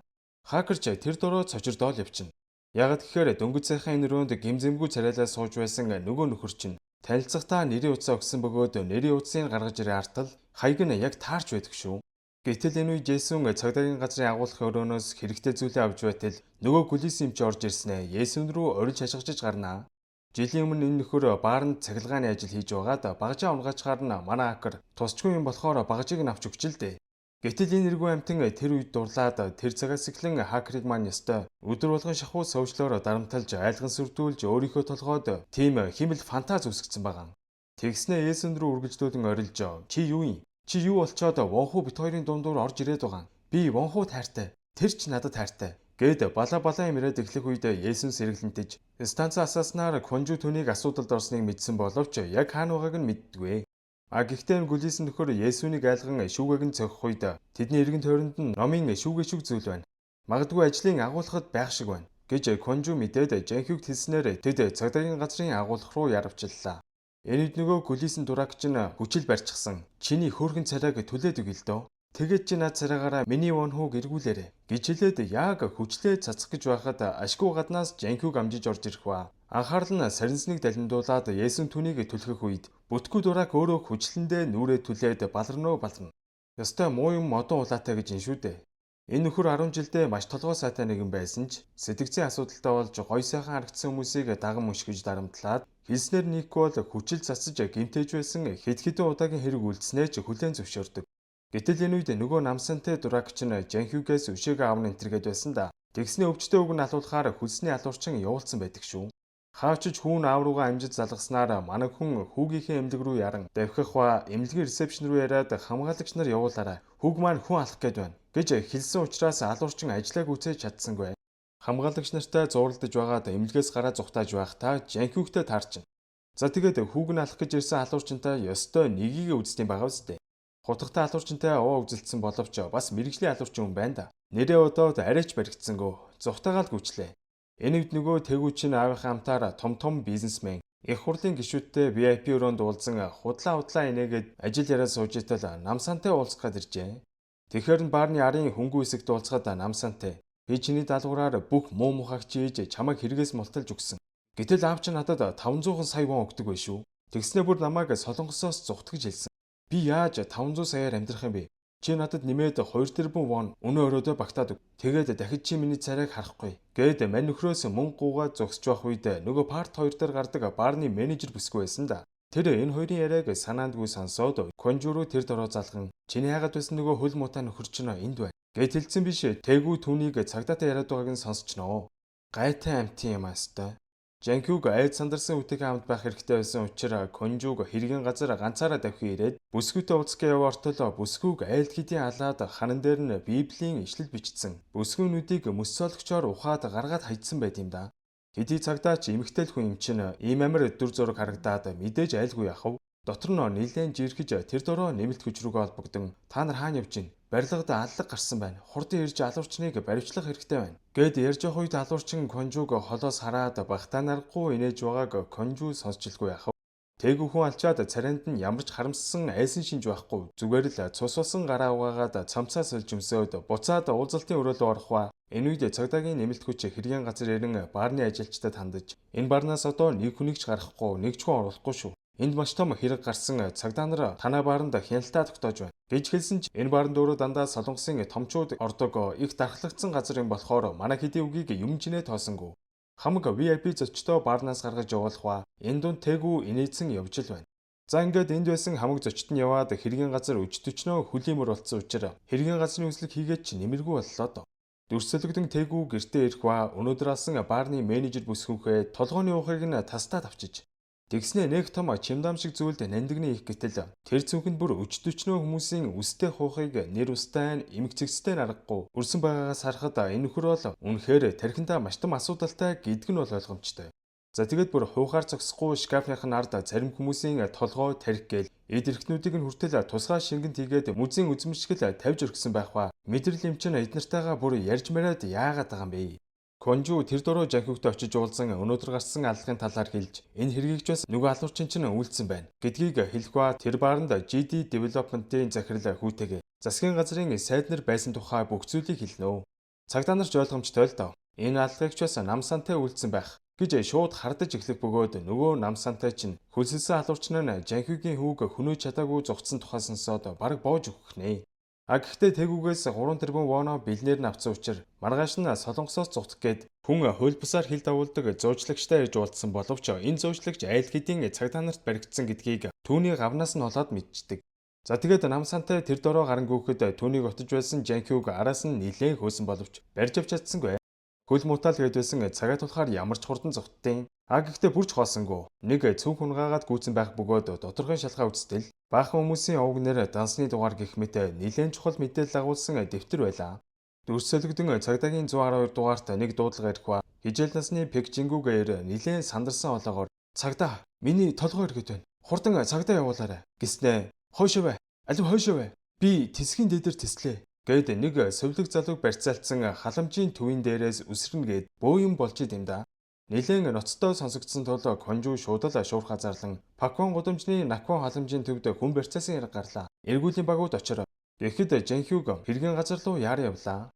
Энэ үед халамжийн төвийн захирал 10-11-тэй болбоо гэмээр нилээн царайн цайз сөнхөөс өхнөр үлгэр уншуулсан их л хачин байдалтай сууж ах юм. Энэ үед Конжу түнд рүү залгаад "Сайн байна уу? Цагдаагаас ирж байна. Танаа нэг өвчтөн дуудлага өгсөн. Пекчингүүгээд тэр өвчтний талаар мэдээлэл өгөөч" гэхэд тэр нөхөр олон жил гэр оронгүй явсан шизофрентэй бас архины амралтай болохоор үргэлжил асуудал үүсгдэг. Сүүлийн хэдэн өдөр чулуу бариад сувлагч нар руу дарах гэж хүртэл оролцсон ба байнгын эсэргүүцэл үзүүлээд ер нь хэцүү байсан гинэ. За ингээд захирал өөрөө барилгын дээвэр дээр гарсан боловч нөгөө нөхөр чинь буухгүй гэж зөрүүдүүлсэн хэвээр байх ба. Удалгүй манайд ч гараад ирлээ. Пекчингүү хутгаа ичих. Бууга дээрээ бүгдээрээ сайхан ярилцъя гэж Жанхюг хэлэхэд өнөөгч нь "Наадуул чи намайг алах гээд байдیں۔ Би энд удахал юм бол алуулна. Намайг аврал та." Энтергээд сонин сони юм яриад эхэлнэ. За тэгээд манай хэд өвгөнд нь итгэж байгаа юм шиг эвтэйг харгалж байгаад ямартай ч дээврийн тавцангаас нь буулгалаа. Гэтэл сувлагч нар түүнийг дарж аваад одоо эмчилгээнд явууллаа. Гэд чирж гултчиж эхлэх үед өнөөгч нь бүр асар их айж "Цагдаа, намайг авраач те. Эдгээр намайг ална штэ. Би явахгүй гэж орилол байна. Амиа орлох гэж байсан хүн 112 руу залгана гэдэг их л сони юм да гэж Конжу дотроо нэлээд гайхаж байсан ч сэтгцэн өвчтөй болохоор өөрийнхөө юу хийж байгааг ч сайн мэдээгүй байх гэж бодон энэ хэрэг хаагдлаа. Энэ үед Пекчингүүг түргэний тэргээр эрчим тэмчилгээний тасаг руу авч явна гэж захирал хэлсэн боловч түргэний машинд байсан хоёр сувлагч шал өөр зүйлс ярилцаж байлаа. "Муу хогийн новш, хагалгааны орноос ингэж хол зогтно гинэ чи. Нохоо хүртэл өөхөх өдрөө мэднэ гэдэг шиг яасан овоо новш вэ? Одоохон чамаг аваачаад энэ ертөнцөөс зайлуулахаа мэдье." Энтергээд инээлдэж хөхрөлдөж байсан ч Пекчингүү уцаа салгаагүй байсан тул энэ бүх яриаг нь манай Конжу бүгдийг сонсчлгүй яах вэ? Бүр аман ангаагаад шоконд ороод явчлаа. Үнэхээр түүний хэлээд байсан үнэн бололтой. Тэр дөрөв акр тандаж байршлыг нь тогтоох үрэг өгдөг. Тэгээд тэр дөрөв Жанхюг руу яриад болсон явдлыг хэлэн түргэний тэргийг дагаж очиод зогсоогоор алив хурдлаарай гэж хэлэхэд Жанхюгчоос гайхаад явчихна. За тэгээд тэр дөрөв түргэний тэрэгний араас явж байх замд дэшиг "Ахаа, Пекчингүүгийн өвчин л хөдөлсөн болохоор эмчнэр нь зүгээр айлах гэж тэгсэн байлгүй дээ. Конжу дарга хэд хажирлал тэгж байгаа гэд бас илүү өглөөстэй." Гэхдээ Жанхюг Конжугийн хэлсэнтэй санал нийлж сая тэр хүний бугуунд бүлүүлсэн сорив байхыг харснаа хэлэн түргэний тэрэг явсан замаар даган тэдний эрчим тэмчилгээний эмнэлэг дээр ирлээ. Мань хоёрыг ахлах эмч бүсгээ өгтөж аваад Пекчингүүг яаралтай эмчилгээнд оруулах гэж байгаа гэд эмнэлгийн өрөөг хальтааруулахад Пекчингүү хэвтэж байх шиг л байлаа. Манай хоёрын санаа арай амарч явах үед хакер эмнэлгийн ахлах эмчийн мэдээллийг хайж байгаад ямар ч эмчлэх лицензгүй өмнө нь лөөврийн эрэгт холбогдож байсан хүн гэдгийг олж мэдснээр ер нь л нөхцөл байдал нэлээд сэжигтэй байсан тул Жанхюг тэр хоёр эмчилгээний өрөөлөг хүчээр яваа ортол саяхан өвчсөн Пекчингүү алга болсон байдیں۔ Дэшиг гарын өрөөлөө яваа ортол Пекчингүүгийн цамцыг өмссөн шаал өөр хүн байт юм да. Пекчингүү энд алга гэж Жанхюг Конжу руу хэлээд нэмэлтгүйч дуудан байдал хурцтаал явчлаа. "Алив, Пекчингүү хаана байна?" гэж Жанхюг асуусан боловч энэ хүүхэн баригдангуудаа шууд л бүлэгцэлгсэн юм шиг юу ч дуурсангүй. Пекчингүүг хаашаа аваад явчихва гэж гайхаа ярилцаж байхдаа Пекчингүүг буцаад халамжийн төв рүү аваад явсан бололтой гэж Конжу хэлснээр нөгөө орчин буцаад халамжийн төвийн байр руу өдөллөө. Гэтэл энэ үед нөгөө гимгүү царайлаад байсан захирал чинь хагалгааны хувц өмссөн Пекчингүүд хагалгаа их гэж зогсож идэм да. Энэ нөхдүүд халамжийн газрын хүмүүстээр ямар ч өвчин амдаагчгүйгээр хагалгаа ээж хамаг эрүүл идэрхтнийг нь аван гадагшаа наймаалдаг бузрын араатнууд байсан байгаа. За ингээд манай хоёр халамжийн төвийн байранд ирэн ар ялгаар нь явж ороод энэ тэндгүй байсан ч хүн амтан байдгүй шүү. Гэхдээ хурлын өрөөний хаалгыг төгжсөн байсан нь сэжигтэй санагдсан тул нүдсээр байгаад эвдээ ортолоо нилээн том зааланд бараг 30-40 хүн харанхууд дагжин чичирдсэн сууж байт юм да. Манай хоёрч бүр юу хүмүүс вэ гээл гайхаа явчихж байгаа юм чам. "Та нар юу хүмүүс вэ? Зүгээр үү? Энд яг юу болоод байгаа юм бэ?" гэж асуусан боловч дуурах хүн алгаа. Дэшиг заалны болонд өрсөн харьцагнаас нэг үл мэдэгдэх юм болоод тэр дор нь конжуур хэлэн шалгуулахад энэ юм нь хүний биед нэлээд хортой учраа жилийн өмнө үйлдвэрлэлийг нь зогсоосон юм болж таардаг. Энэ үед тэр хүмүүсийн нэг нь та нараа яг цагтаа мөн үү? Халамжийн ажилтнууд биднэрт өдөр болгон янз бүрийн юм болгодог. Тэрнээс нь болоод толгой тарих хэрэгэд бид нар гар хөлөөч хөдөлгөж чадахгүй их хэцүү байдаг гэж хамаг зовлонгоо тоожиж эхлэхдээ энэ халамжийн төвийнхэн хууль бус эмийг энд байгаа хүмүүс дээр туршдаг юм байна гэдгийг олж мэддэг. Эд эрхтний 8 хийн баталгаагүй юм хүмүүстээр туршина. Өөр бас ямар бузрын юм хийдэг бол энэ аз сэтгэрүүд дүрсэлгдэн хаалгааны өрөөнд пекчингүүд ямар ч өвчин намдагч тарилгүйгээр гизийг нь зүсж эхлэх үед мэдээж хүн юм чинь амар өвдөн штэ. Өөрийгөө хамгаалах гээд тэр адгийн амьтдын нэгийг нь цохиод авах үедээ карманд байсан утсан амгаач нөө. Энэ үе захирал энэ бүх хугацаанд цагдаа нар өөрсдийнх нь бүх яриа бүх үйлдэлийг нь анхааралтай сонсч байсныг мэдээд бүр галзууртлаа уурлаж бухимдаж байлаа. Жанхиг дэшиг хоёр нөгөө зааланд байсан хүмүүсийг ямартай ч бүгдийг нь тэндээс гаргаж байх үед конжуу холбогдоод тэд пекчингүүг бараг алах нь хурдан очоорой ямар нэгэн зойрны өрөөнд байх шиг байна гэж байршлыг нь зааж өгснөөр нөгөө хоёр чинь барилгын зойрны өрөөл яваа ортол нөгөө дуракууд чинь хамаг юм авч явах гээд үйлдэл дээрээ баригдлоо. Гэхдээ захирал санаатай бачка аль хэдийн гараад зугтжиж. За ингээд энд байсан гаруудыг бүгдийн нам цагч унгаад баривчилж эхлэх ба. Дэшиг тэнд байсан хөргүүрийг нээтэл дотор нь бүр өчтөчнөө хүний илэг зүрх бөөр гэл эргэтнүүдийг нь тусгай саундхийн хөлдөөсөн байхыг хараад бүр шок. Халамжийн газар настай өгчүүд өнчин хүүхдүүд сэтгцийн асуудалтай иргэдгээд дандаа өөрийгөө хамгаалах чадваргүй харж хандах хөнгөө хүмүүс аврал ирэн ирдэгч энэ нөхдүүд тэр суул талын ашиглаад амьд хүмүүсийг яраглан хороож мөнгө олдог байсан нь үнэхээр жигшүүртэй. Нэмэлт хүч ашгүй ирж энэ нөхдүүдийг хүлээлгэж өгчөөд захирлын өрөлийн ортол нөгөө жоох охин чинь их айд төгссөн байдалтай суужээ. Нүднийхэн доогуур харлаж уруул хамж хөхрсөн байгаагаас харахад энэ охинч бас эмний туршилтын нэг золиос болтой. Жанхиг өхнийг нилээн тавьшруулж итгэлийг нь олж байгаад захирал орж ирсэн үү гэж асуухад шүүгээр зааж шүү. Тэгэхэр нь шүүгийг найшлуулаа үзтэл бинго ард нь нууц хаалга байна. Хаалгыг нэгэ ортол нөгөө мүү гүлийсэн захирал чинь мисаслын утга барьсан. Жанхиг рүү бас дайрж шүү. Галзуу нохоод маань энэ хөгшин юу ахав дээ? Ганц цохиол унгаалаа. Тэгээд буугаа зүрхэн тус газар нь онилж байгаад муу новш минь би алдаад ах юмгүй юм шүү. Чамааг энд чинь зүйл дуусгач ил да. Гэтэл өөрийнхөө амийг хамгаалж гууж гуншаал эхэлж байна. Бусдыг болохоор юм чинээ боддгүй байж өөртөө ямар их хайртайг нь хараа. За ингээд энэ бүх адгийн амьтдыг баривчилж орон даяар ийм аимшигт яриг гарсан талаар хаасайгүй мэдээлж эхлэх ба. Бусад нийгмийн халамжуудын төвүүдийг ч бас шалгахаар болдог. Пекчингүүг ор хоромгүй архичин байсан гэж захирал яриад байсан да. Гэтэл бүр эхнэр хүүхдтэй эв ирүүл савсааруул хүн байсан байгаа байхгүй юу? Конжуур узаалгаж өөрийнх нь амийг аварсанд маш их баярлаж байгаа хэлэн утсаар ярьж л байна. Энэ үед нөгөө хакер чинь бас зүгээр байсангүй. Ажлынхаа хажуугаар Есүнийг нарьцсан л явж сайхан гар. Нөгөө намсантай чинь солонгосоос зүгтах гэсэн ч хотын хамаг бомбтууд дээр эргүүл гарч хяналт чангарсан тул аргагүй өрхөнд тээгүүтэй ирж уулзсан цагдаа нарт асар их мэдээлэлтэй дэвтрээ алдсан тухай илтэл тээгүү дүрлцэн уурлаж гарын сэрээгээр зоогоод авлаа. Тэгснээ түнд хандаж Жанхиг гээд тэр мөрдөгчийг ал чөмн алах гэж оролдоод чадаагүй үстэй. Энэ удаад заавал ал. Тэг чадвал би хотоос гарах бүх асуудлыг чинь зохицуулж өгье. Бас нэмээд дахиад нэг тэр бомбыг ч гисэвгүй гэж хэлэн хэрвээ татгалзвал өөрийг нь ч гэсэн хорооно гэж сануулад гаргалаа. Гэхдээ намсантай энэ удаад Жанхигийг алах биш харин хамтарч ажиллахаар шийдэж Жанхиг руу яриад би намсантай байна. Миний дуудлагыг мөрдөж мөших гээд хэрэггүй шүү. Чи намайг зөндөө хайж байгааг чи мэдж байна. Гэхдээ чам тавих санал байна. Хэрвээ чи миний хэргийг хөнгөрүүлж өгнө гэвэл би чиний эхнэрийг алсан жинхэнэ алуурчин чамд барьж өгье гэж хэлэхэд Жанхиг маань юу гэж татгалзахав? Мань хоёр хаана хизээ уулзгаа тохироод утсаа салгаж байгаагаар энэ удаагийн парт маань өндөрлж байна. GD Development Group-ийн захирал гэрлүүгээ ортол тэдний гэрийн үйлчлэгч танаа хүү өрөөгөө түгжээд нохоогоо орлуулад ахын гарч ирдэггүй яана гээд сандраа духаар нь хаалгыг нэвдээ яваа ортол хүүн төрсөн өдрийнхөө бэлгэн давсан жижигхэн нохоогоо дасгал хийдэг тухаагаараа цус нүжиг нь гартал бяцлаад хайцсан байхыг хараад аав нь цожирдоол явчихна. За энэ хүү бол манай киноны маань голдайсан тээгүү байгаа. Ийм бага наснаасаа ямар ч сэтгэлийн хөдлөлгүй. Өөрөөсөө сул дорой бяцхан амтны хөнөөж кайф авч эхэлсэн ч аав нь эмнэлэгт үзүүлэх юм уу ямар нэгэн арга хэмжээ аваагүй байгаа. Энэ үйл явдлаас хойш 30 жилийн дараа мань захирал хүүгийнхээ өрөөнд орохдоо шүүгэнд нь өгсөн бүсгийн цогцоохыг хараад цочирдоол явчихна. Хүүн 30 жилийн туршид хүн алах гаж хүслээ хаяагүйгээр үлбарам. Энэ хугацаанд хідүүхэн ухаат хайцын бөөм. За энэ үеэс эхэлж мань захирал хүүгийнхээ энэ гаж таашаалыг хаацаалахын тулд намсантайг ашиглаж хэргийн газруудыг цэвэрлж гэрчүүдийг устгуулж эхэлсэн ба бүр цагдаагийн даргаыг хүртэл авилгалдаж хүүгээ хаацаалдаг болсон байгаа. За ингээд дүрсэлэгдэж намсантай Жанхюгтай уулзаж Тэгүгийн бүх лөвөр булхай алгыг нэлчлэх гээд нэг амралтын газар хүлээж байтал Жанхюг биш Тэгү ороод ирж байна. Чи яасан? Цагдаа нарт намайг барьж өгөх нь үү? Би чамд хангалттай өссөн мөнгийг чинь өгөөд байхад ингэж хариу ярьж байгаа мó гэж хэлснээр намсантайг хоолоогоор нь боогоод мэдээж хөнөөж орхилоо. Удалгүй Жанхюг намсантайтай уулзахаар амралтын газар иртэл намсантай байдгүй. Явж ороод өрөөнүүдийг шалгаж байгаад намсантайгийн түүнд өгөх гэж байсан бичиг баримтуудыг олоо хартал энд ёстой аимшигын зүйлс байдаг. GD Development гэдэг энэ компани бараг хамгийн лөвөр булхаа юу байна? Бүгд нь оролцсон байгаас гадна цагдаагийн ажилтнууд дунд Тэгү тусалдаг урагч байгаа тухай бичсэн байна. Гэхдээ хамгийн амар нь Жанхюгийн эхнэр энэ бүх булхааг нь мэдээд илчлэх гэж байгаа дамиа алдсныг олж мэдээд манай хүн цөрхрөн уйлал явчихна. За тэгээд цонхоор хартал намсантайг айл хэдийн өнөөгөөд модонд дүүжлээд орхисон байлаа. Энэ үед Мо захирал цагдаагийн газрын даргатай хамт оройн хоол идж байгаа нь харагдах ба энэ хоёр залуутай хамт цагдаагийн ихтэйнд сурж байсан найзууд юм байна л да. Тэгснээ Мо захирал хэлж байна. Хоёулаа танилцаад 27 жил болж байгаа хаа.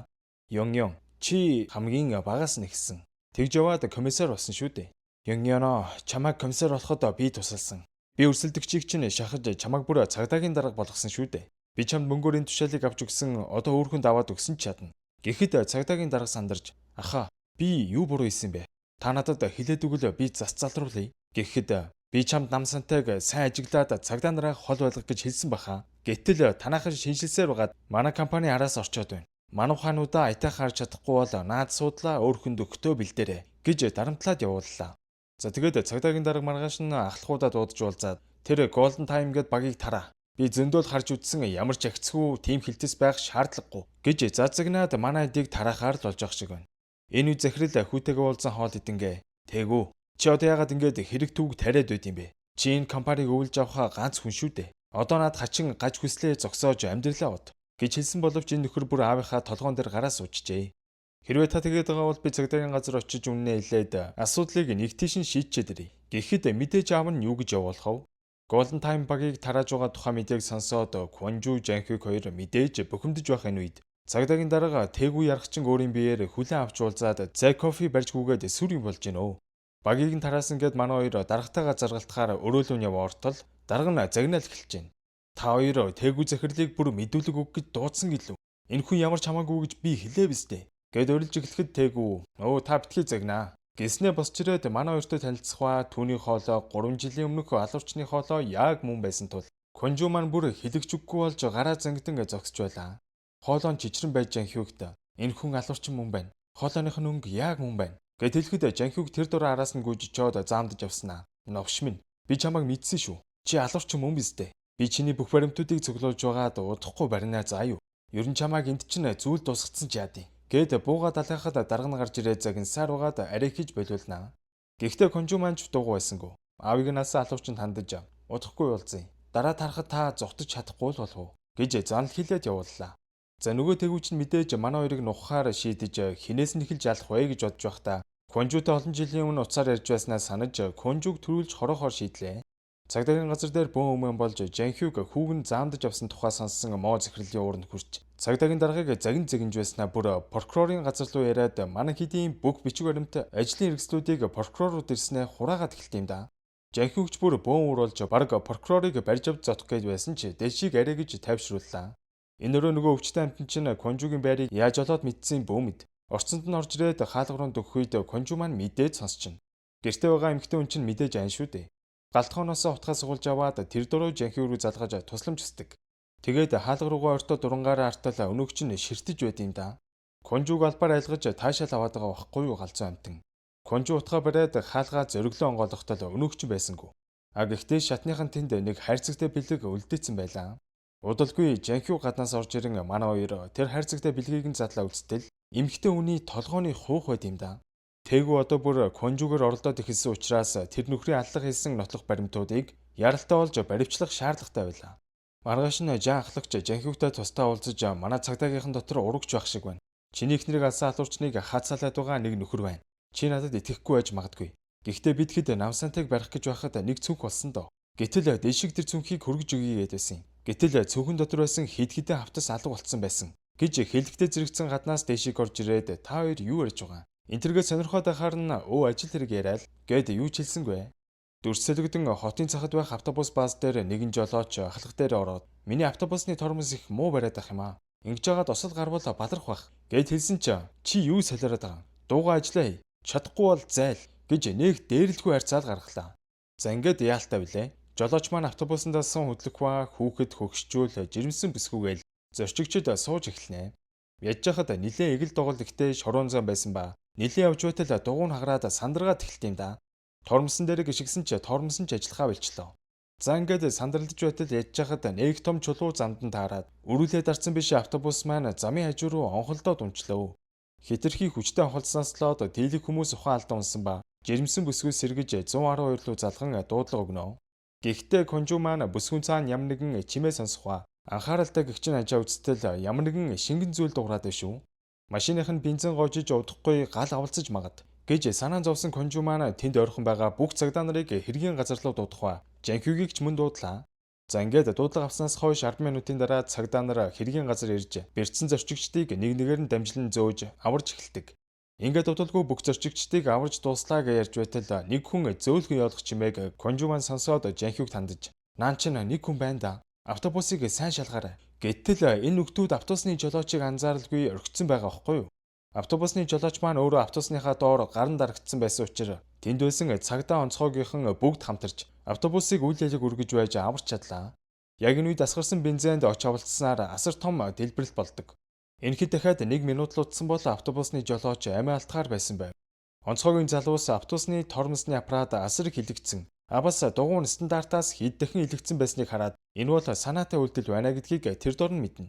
Энэ талаар сонсон конжуу хакерт энэ компанитай холбоотой бүх с сэжигтэй мэдээллүүдийг хай гэж тушаах ба тэр дороо ёстой аимшигтай мэдээллүүдийг олж чадлаа.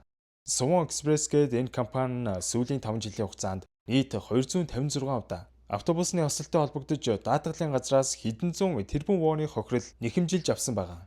Өөрөөр хэлбэл энэ компани албаар эвдэрхий автобуснууд үйлчилгээнд гаргаж осолд оруулаад даатгалын мөнгөөр нь орлого олдог бүр нэг ёрийн газар байдаг. Хамгийн амар нь энэ Suwon Express гээд компани толгой компани хингээж Тэгүүгийн авийн GD Development ёстой бузар булаа бүх зүйлийг л эднийх хийх юм да. GD Development ийм том компани болсон шалтгаан нь ердөөсөө л энэ юм байна. Тэмч болохоор энэ булхааны эхлэгдсэнд уурж бохимдсан муу захирал тэр дөрөө цагдаагийн газарт байдаг урагчтайгаа уулзах ба тэр нь мэдээж дэшиг. Муу захирал түүнд хандаж Жанхюг Конжуугээ тэр цагдаа нар одоо бүр манай компанийн бизнес руу ороод ирлээ. Чи тэр хоёрт байгаа бүх нотлох баримтуудыг устгах. Үгүй бол чиний нууц олон дэлгэгдэн шүү гэж дарамтлаж байгаа харагдтухаа бүгдээрээ дэшиг яагаад эдний талд ажиллаж эхэлсэн шалтгааныг харцгаая. Одоогоос хэдэн жилийн өмнө Дэшикийн аав ажиллаа хийж яваад явган зорчигч дайраад алтчил дээ. Ядж хахад Дэшикийн аавын Suwon Express гээд компанид автобусны жолооч хийдэг байсан юм байна. Дэшик тэр дөрөө аав дээр ярьж "Одоо яана" гэж сандраа үжидэл нөгөө намсантай чи ирсэн ээ. Их мөнгө өгвөл наад асуудлыг чинь зохицуулж өгье гэж хэлэх үед Дэшик урлан "За зүгээр байгаарай. Би цагдаа хүн байна. Энтергээд намсантайгийн хүмүүстэй зууралдаж байхдаа нэгийг нь түлхээд унгаацсан биш нөгөөх нь тарихаараа боржур цохиод газар дээрээ нам. За ингээд аав хүү хоёр нэг өдөр хоёулаа хүн алдсан гэмтэрхтэн болсон учраас муу захирлын юу хийгэснийг нь хийж оронд нь энэ бүх зүйлийг нуулгахаар тохирсон аж. За ингээд цагдаагийн газарт байгаа GD Development-тай холбоотой бүх баримтуудыг устгаж цагдаа нарын бүх нууц мэдээллүүдийг эднэрт дамжуулдаг байсан байгаа. Манай Жанхюг маань Suwon Express даатгалаар мөнгө угаадаг байсан. Лөврийн баримтыг нь дарга дээр барайл орлоо. Ядж хахад нөгөө далдгансан прокурор ч тэнд бас сууж байна. Жанхюг тэр хоёрыг даапаасаа утгатаа үгэлж Suwon Express-ийн ард GD Development тэр тээгүүгч итгээд байгааг би мэднэ. Нотлох баримтууд ч нотлно. Энэ компани хамгийн гол лөврийг нь бид нар илрүүлсэн. Энийг нуух гээд ямар ч нэмэргүй. Удахгүй энэ хэргийн ард байгаа төрийн албан агчдыг ч бид илрүүлэх бах. Магадгүй зарим нь энд сууж байгаа бах. Гэд үг хэдэл нөгөө прокурор ч босч ирсэн ээ. Чи хинтээ арсалдаад байна нохоо минь. Гэд гар талаачсан авч гин. За ингээд улсын прокурортой арайд судалцсангүй. Би энэ бүх асуудлыг заавал шийдэж бүгдийг барина. Гээл гарч одлоо. Тэр оройн Жанхюг Дэшигтэй уулзаад овоо хэдэн жил сууж ууж байснаа гэнэт бууга гаргаж тавиад "Дэшиг, чи ахыгаа алмаар байвал одоо буутчих. Би чамайг хэний талд ажиллаад байгааг чинь мэдэн шүү. Дахиж миний нүдэнд битгий үзэхтэрэ" гэж хэлээд гарч одохва. Дэшигч олон жил хамт ажилласан ахыгаа хуурж нөгөө талд уруулсандаа өөрийгөө харааж асгартлаа уйлал үлдлээ. Дэшиг тэндээсээ гараад дахиж нэлээд хэдэн жил сууж ууж зориг ороод тэгвдээ уулзахаар очноо. "Би дахиж чиний эснийг хийхгүй. Ер нь чамайг энд чи алчаад өгнө." Энтергээд толгоонд нь бууга тулгцсан яг буудах гэж байтал тээгүүгийн туслах араас нь цохиол унгачна. Ингээ нэг сэртэл гараж ч юм уу, агуулгах ч юм уу газар гинжлүүлсэн сэрх ба тэнд байх ширээн дээр нүл цусалсан 9 журийн туухай байна. Энэ газар бол Тэгүгийн хохирогчтой авчирж тамлан зовоодог нууц зойрон байх бөгөөд дээшиг түүнээс үнэхээр их айн чичирж байв. Энэ үед 112 дээр байгаа эд маань ухсаар угаад Тэгүгийн өнгөрсөн амьдралын талаар мэдээллийг олж авсан байх бөгөөд Тэгүгийн ээж 1992 оны 1 орой хөл нүцгэн айж урсан байдалтай цагдаагийн газар орж ирээд "Манай нөхөр хүн халаад байна. Та нар хурдан авраарай" гэсэн боловч удалгүй нөхөр нь орж ирээд "Манай эхнэр сэтгцийн асуудалтай хүн байгаамаа" гэж хэлээд аваад явж байсан юм байна л да. За тэгээд бүр болоогүй. Тэдний байшингийн өөр орчмоос хэд хэдэн үний цогцолдож байсан тухай альхва. Тэдний байшинд хүн яргалж тамалдаг газар байна гэсэн таамаглал гаргаснаар Конжу Жанхүг хоёр Тэгүгийн амьдардаг байшингийн гадаа ирнэ. Гэтэл байшингийнх нь үүднээс эхлээл шинэхэн цусны мөр байсан нь тэдний таамгийг улам баталгаажуулна. Ингээд манай хоёр байшин руу яваад орсон боловч дотор нь хинж байсангүй. Энэд нөгөө галзуу амтан чинь дээшигийн толгойг туухаагаараа хэдэн арвуу удаа зөвхөн зугаацж байлаа. Энэ нөхрийг баг бахт нь аав нь ч бас яг энэ зойрондоо өрсөлдөгчөө тамлан зовоож хөнөөж байсныг Тэгү харсан байгаа. Алим модноосоо хол ундгүй гэж үг байдаг да. Яг аавыгаа дурайж өссөн л энэ байхгүй юу? Гэрт нь Жанхи Конжу хоёр орж ирснийг хяналтын камераар хараад улам хөөрч баясаж одоо л зугаацханд. Энтергээд үнэхээр өвчтэй юм тийм үү? Нэг товчин дээр дартал байшингийнх нь бүх хаалганууд автоматар түгжигдэх ба утас интернетийн сүлжээг хүртэл хаачд юм байна. Манай хоёр тэр аваар явсаар алгаа идэг нууц зорилуу норох хаалгыг ямартай ч боллоо. Ингээд зорилоо буугаа очтол дээшиг цус нүжиндээ утгалтсан сүүлчийн амьсгаагаа тавьж байдаг. Гэтэл гэнэт нөгөөгч гарч ирснээр манай хоёрыг буудах гэж оролдсон ч Жанхүг төрүүлж мань нөхрийн гизрүүн буутахад өнөөгч нь зүхтагаа гүйчдیں۔ Конжу тэр дөрөв хамгаалалтын системийг нь унтрааж нэмэлтгүйч дуудах ба галзуу нохоо очиж Жанхүг маань алуурчныг барихаар араас нь гараал гүйчлээ. Жанхүг үнэхээр хурдан гүйх юм аа. Тэгв гүйцэж очиод буудах гэсэн ч өнөөхнчөөс бууга шагаан алдцахад бэлэн байв. Ашигын үед цагдаагийн нэмэлтгүйч ирснээр галзуу амтныг үйлдэл дээр нь барих ба би бол GD Development-ийн өв залгамжлагч. Та нар намайг хорж чадахгүй гэж цагдаа нарыг доромжлон инээх нь бүр зэв үрмээр. Мань нөхөр Жанхүгд буудуулснаасаа болоод цус алдаад байсан учраас яалтчгүй эмнэлгийн тусламж үзүүлэхээр түргэний тэрэгэн цуулган авч явахаар болох ба муу захирал хүн үйлдэл дээрээ баригдсан тухай сонсоод тэр дор нь эмнэлгийн захирал руу ярьж байгаа нь харагдана. Түргэний машинд байсан эмч Тэгүд хандаж "Санаа зовлтгүй. Аав чинь ярьсан. Бид нэр бүгдийг зохицуулна" гэж хэлж байгаагаас харахад энэ цагдаа, эмнэлэг, прокурор гэд баг бүгд эдний автаа холбоотой авилгалдаа идэгдсэн нөхдүүд байгаа байхгүй юу? Тэгүг эмнэлэгт авчираад хагалгааны өрөө рүү оруулахад мэдээж цагдаа нарыг дотгошоо нэвтрүүлэхгүй штэ. Гэтэл эмнэлгийн захирал өөрөө орж ирснээр Тэгүд төр зүрийн клиник хөхөлд оруулж зүрхийг нь зогсоодог. Шингэн тарьснаар зүрхэн зогсчихно. Тэгснээ эмнэлгийн захирал цагдаа нар дээр гүйж очсноо. "Баларлаа. Саяны өвчтөн гинет амандаа хорж ажиллаад зүрхнээ хагдаад өгчлээ" гэж хэлснээр цагдаа нарт сандран дагаа ортол нэрнгээсээ зүрхэн зогссон байлаа. Эмчнэр Тэгүгийн өгсөн цаг шөнийн 23 цаг 10 минут гэж тэмдэглэж аваад тэр дор нь морг руу шилжүүлнэ гэж хэлээд цагдаа нарын ялтаас гаргаж чадлаа. Цагдаа нар Жанхи руу залгаж "Мөрдөгчөө, Тэгү дөнгөж сая амандаа цианидын хорж ажиллаад амиа орлчлоо. Зүрхний цохилтын шалгаж үтсэн үгцэн байлээ. Эмчнэр одоо морг руу зөөж байгаа" гэдгийг сонсоод манай хоёр бүр гайхаад явчихна. "Юу яриад байгаа юм бэ? Яахлаар үхтیں۔ Тим юм байх учиргүй дээ" гэж хэлээд хакер руу залгаад энэ эмнэлгийн захирлын талаар хурдан судлаадах гэж хэлснээр энэ эмнэлгийн захирал GD Development-ийн тэтгэлгээр Америкт анагаахын сургууль төгссөн хүн байна гэдгийг олж мэддэг. Ойлгомжтой. Энэ новшнууд Тэгүг оруулах гэж байгаа юм байна гэж хоорондоо ярилцаад эмнэлгийн арын алга руу гүйцгээдэг. Тэр үед эмчнэр эмнэлгийн арын алгаар Тэгүг гаргаад зүрхийн сэргээг шингэн шахаснаар удалгүй Тэгүгийн зүрх ажиллаж эхлэх ба тэр дөрөө туслах нь машиндаас сулган авч явдаг. Тэгснээ бүр Тэгүд Япон паспорт гаргаад бэлдсэн байвал яах вэ? Энэ хитэд хийж чадахгүй зүйл гэж ёстой алгаа. Тэгүгийн туслах түүнд хандаж "Аав чинь Японд байр машин бүх зүйлийг чинь бэлдсэн байгаа. Би таныг одоо бомб дээр аваачаад усан онгоцонд суулгаад хил дагуулна" гэж хэлэхэд саяхан өгөх гэж байсан байж нөхөр Жанхүг тэр хоёрыг алж чадаагүй дээ. Маш их харамсан бүр бөөн уралж орилж чажгачаад өвчин хөдлөөд эхэлнэ.